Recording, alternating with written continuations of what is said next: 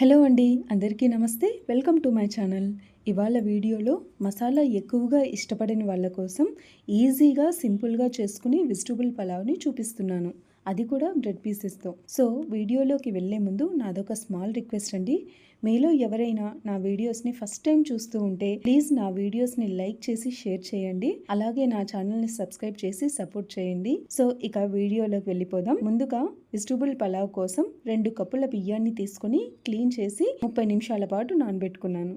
Rice నానేలోపు ఇలా bread స్లైసెస్ని పీసెస్గా cut చేసుకున్నాను.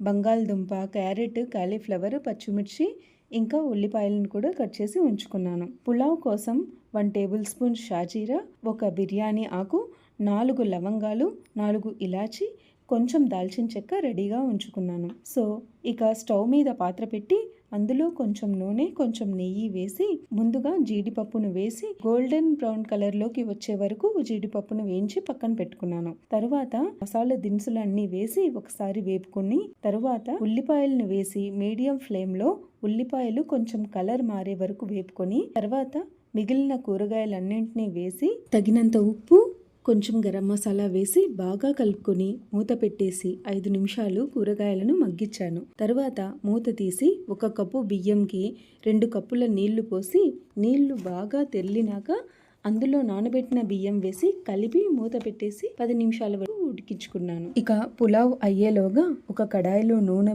పోసి ఆయిల్ బాగా వేడయ్యాక స్టవ్ని మీడియం ఫ్లేమ్లో ఉంచుకొని బ్రెడ్ పీసెస్ని కొన్ని వేస్తూ డీప్ ఫ్రై చేశాను. వాటితో పాటు ఉల్లిపాయలను కూడా డీప్ ఫ్రై చేశానండి. సో ఇక వెజిటబుల్ పలావ్ అయితే రెడీ అయ్యింది. చాలా బాగా వచ్చిందండి రైస్ అయితే. స్టవ్ ఆఫ్ చేసి పైన సన్నగా తరిగి ఉంచుకున్న కొత్తిమీర, పుదీనా, డీప్ ఫ్రై చేసిన జీడిపప్పు, ఉల్లిపాయలు, బ్రెడ్ పీసెస్ వేసి పులావ్ని అలంకరించాను. అంతే అండి, ఎంతో టేస్టీగా ఉండే వెజిటబుల్ పలావ్ అయితే రెడీ అయ్యింది. యాక్చువల్ గా అన్ని వేసాక మిక్స్ చేస్తే బ్రెడ్ పీసెస్ కూడా పులావ్ వేడికి అవి కూడా సాఫ్ట్ అయి బాగుంటుంది.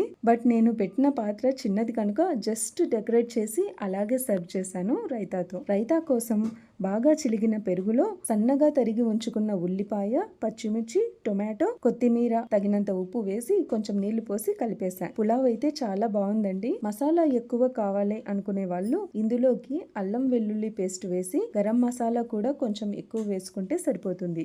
యాక్చువల్ గా వీడియో తీయాలని అనుకోలేదండి, అందుకే స్టార్టింగ్ నుంచి వీడియో లేదు. అంటే పాత్రలో ఆయిల్ వేసినప్పటి నుంచి లేదు కదా, మళ్ళీ వీడియో తీద్దాం అనిపించి ఉల్లిపాయల దగ్గర నుంచి కంటిన్యూ చేశా. వెజిటబుల్స్ ని కూడా అప్పుడే షూట్ చేశా. సో ఇదండి ఇవాల్టి వీడియో.